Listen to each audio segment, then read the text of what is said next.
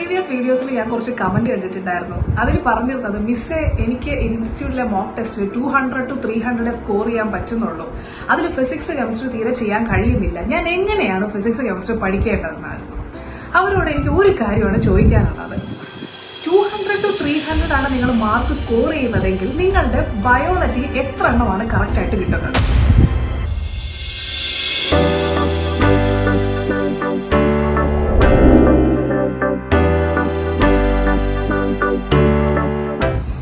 ഇനിയുള്ള 70 to 80 ഡേയ്സിൽ mock ടെസ്റ്റും പ്രീവിയസ് ഇയർ ക്വസ്റ്റ്യൻസ് ചെയ്യുന്നതുമാണ് നമ്മുടെ ഫൈനൽ ഡേയിൽ വലിയ റോൾ ഉണ്ടാക്കുന്നത്.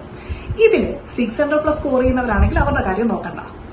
400 to 500 സ്കോർ ചെയ്യുന്നവരാണെങ്കിൽ അവർ റൈറ്റ് ട്രാക്കിലാണ്. എന്നാൽ 200 to 300, 300 to 400 അവർ ആക്ച്വലി സീറ്റ് അറ്റൈനബിൾ ആണ്. പക്ഷേ റേസ് അഗെയിൻസ്റ്റ് ദ ടൈമാണ്.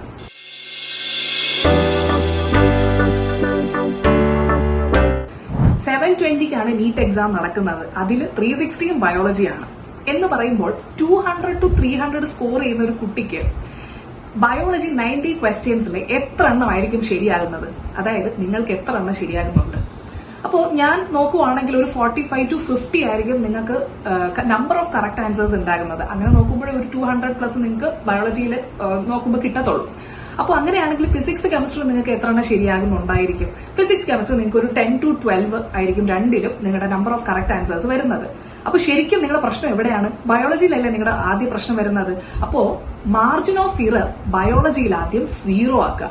അത് സോൾവ് ചെയ്ത് കഴിഞ്ഞാൽ നിങ്ങൾ അടുത്ത് കെമിസ്ട്രിയിലെ മാർജിൻ ഓഫ് ഇറർ കുറയ്ക്കാം. അത് കഴിഞ്ഞിട്ട് ഫിസിക്സ്. അങ്ങനെയല്ലേ നിങ്ങൾ പോകേണ്ടത്. ഇപ്പൊ നിങ്ങൾ വിചാരിക്കുന്നുണ്ടായിരിക്കും ഈ 70 ദിവസത്തില് എനിക്ക് ഇങ്ങനെ ഒരു ചേഞ്ച് ബയോളജിയിൽ ഉണ്ടാക്കാൻ പറ്റുമോ, അല്ലെങ്കിൽ എനിക്ക് ബാക്കി സബ്ജക്റ്റിൽ ഉണ്ടാക്കാൻ പറ്റുമോ? അങ്ങനെ നിങ്ങൾ ചിന്തിക്കുന്നുണ്ടായിരിക്കും. ഒരുപാട് പേര് അങ്ങനെ ചിന്തിക്കുന്നുണ്ട്. അവര് പോസിബിൾ അല്ല എന്ന് വിചാരിക്കുന്നവരടുത്ത് എനിക്ക് പറയാനുള്ളത് അത് പോസിബിൾ ആണ്. നിങ്ങൾ ഒരു 70 ദിവസത്തില് ബയോളജിക്ക് ഒരു വലിയ ഇമ്പാക്ട് നിങ്ങൾക്ക് ഉണ്ടാകണമെന്ന് ആഗ്രഹിക്കുന്നുണ്ടെങ്കിൽ അൾട്ടിമേറ്റ് ബയോളജി റിവിഷൻ കോഴ്സ് നിങ്ങൾക്ക് അത്രയും യൂസ്ഫുൾ ആയിരിക്കും.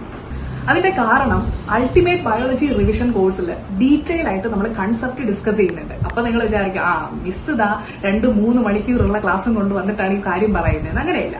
നമ്മൾ ഏകദേശം ഒരു ചാപ്റ്റർ ഒരു 2 hours താഴെയാണ് ഓരോ ചാപ്റ്ററും എടുക്കുന്നത്. ഓക്കെ, അപ്പൊ എനിക്കൊരു കാര്യം കൂടെ പറയാനുണ്ട്. ഇത് മാത്രമാണോ മെയിൻ കാര്യം, ഇതാണോ പറയാനുള്ളത്? അങ്ങനെയല്ല.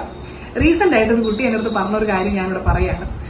അതെന്താന്ന് വെച്ച് കഴിഞ്ഞാൽ എനിക്കത് ഭയങ്കര സന്തോഷം ഉണ്ടാക്കി. അത് നിങ്ങളുടെ അടുത്തും കൂടെ പറയണമെന്ന് തോന്നി. ഓക്കെ, അതെന്താണെന്ന് വെച്ച് കഴിഞ്ഞാൽ ആ കുട്ടി എന്റെ അടുത്ത് പറഞ്ഞത്, മിസ്സേ നമ്മൾ ക്ലാസ് കേൾക്കുന്ന സമയത്ത് എന്തെങ്കിലും ഡിഫിക്കൽട്ട് ആയിട്ടുള്ള എല്ലാ ചാപ്റ്ററിലും ഓരോ ഡിഫിക്കൽട്ട് ആയിട്ടുള്ള പോർഷൻസ് വരുമ്പോഴത്തേനും ഉള്ളിൽ നിന്ന് ഒരു ഫീൽ ഉണ്ട്, മിസ് എന്തെങ്കിലും ട്രിക്കും കൊണ്ടുവരുമോ എന്നുള്ളത്. അപ്പോൾ അത് കറക്റ്റ് ആയിട്ട് ഓരോ ചാപ്റ്ററിൽ ഈ ഡിഫിക്കൽട്ട് ആയിട്ടുള്ള ആ പോർഷൻസുകളിലെല്ലാം അത് നടക്കുന്നുമുണ്ട്. അങ്ങനെ കുറച്ചുകൂടെ ഈസി ആകുന്നുണ്ടെന്ന് ഒരു കുറച്ച് ദിവസം മുമ്പ് ഒരു കുട്ടി എന്റെ അടുത്ത് വന്ന് പറഞ്ഞ കാര്യമാണ്. യെസ്, അത് തന്നെയാണ് മെയിൻ ഹൈലൈറ്റ്. ഞാൻ ഇവിടെ ഒരുപാട് നിമോണിക്സുകൾ യൂസ് ചെയ്യുന്നുണ്ട്. ABCയുടെ നിമോണിക്സുകളല്ല, ഡെയിലി ലൈഫ് നിങ്ങൾ ഓർത്തിരിക്കുന്ന നിമോണിക്സുകളാണ് യൂസ് ചെയ്യുന്നത്. മൂന്നാമത്തെ കാര്യം PYQ ഡിസ്കഷൻ ആണ്. ഞാൻ പലപ്പോഴും പറഞ്ഞിട്ടുണ്ട്, പ്രീവിയസ് ഇയർ ക്വസ്റ്റ്യൻസ് നിങ്ങൾ മിനിമം 3 തവണ ചെയ്ത് പഠിച്ചിട്ടേ പോകാൻ പാടുള്ളൂ എന്നുള്ളത്.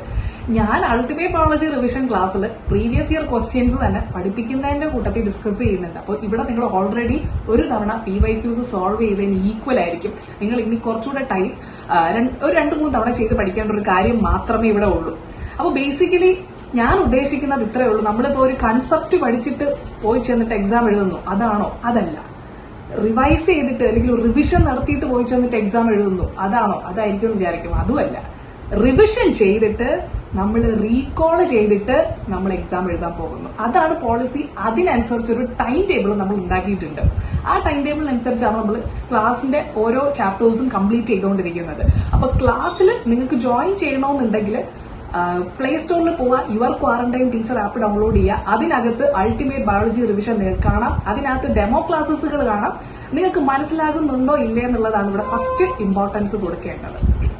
അപ്പൊ നിങ്ങൾക്ക് എത്ര വേഗത്തിൽ ജോയിൻ ചെയ്യാൻ പറ്റുമോ അത്രയും വേഗം ജോയിൻ ചെയ്യാം. കാരണം ഈ ഒരു മാസം കഴിഞ്ഞു കഴിഞ്ഞാൽ ഞാൻ personally ultimate biology revision course prefer ചെയ്യുന്നില്ല.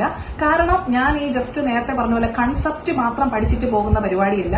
റിവിഷൻ ചെയ്യുന്നുണ്ട്, റിവിഷൻ ചെയ്യുന്നുണ്ട്, അത് പിന്നെയും റീകോൾ ചെയ്തിട്ട് പോകുന്നതാണ് നമ്മൾ ചിന്തിക്കുന്നത്. അപ്പൊ നിങ്ങൾക്ക് നിങ്ങളുടെ ലൈഫിൽ, നിങ്ങളുടെ നീറ്റ് എക്സാമിന് നിങ്ങൾക്ക് വലിയൊരു ഇമ്പാക്ട് ഉണ്ടാക്കണമെന്നുണ്ടെങ്കിൽ നിങ്ങൾ ക്ലാസ്സിൽ ജോയിൻ ചെയ്യുക.